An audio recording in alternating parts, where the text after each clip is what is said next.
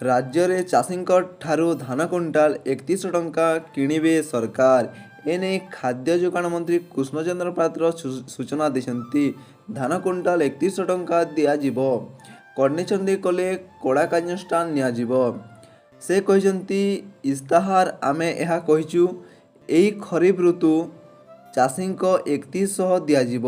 तेबे केंद्र सरकार धान क्विंटाल 2300 कलापरे आमको सुविधा होइछि। आमको 917 टंका अधिक देवाक पड़ी था, एबे 800 पड़ो। यहाँ पे तो चाषी माने धान देवार 48 घंटा मध्य सेमानकर प्राप्य पाइबे। मंडी रे धान संग्रह करने समय कौन कंडीशन करा जीवो नाही, एपरी कले कड़ा कार्यानुष्ठान नियाजिबो। जेने कहिछन हमर जोगाण मंत्री खाद्य जोगाण मंत्री कृष्णचंद्र पात्र सूचना देते 3100 आमर धान क्विंटाल हो जेनटा कि आमर कंडीशन पूरा बंद हो से नहीं सूचना देते।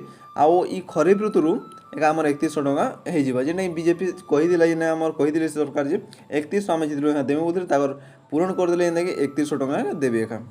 आ वीडियो यदि आपको भल लगे बोले लाइक करदे सब्सक्राइब करदे। आ नुआ नुआ वीडियो पे सब्सक्राइब करदे। फिर थोड़े मिलवा।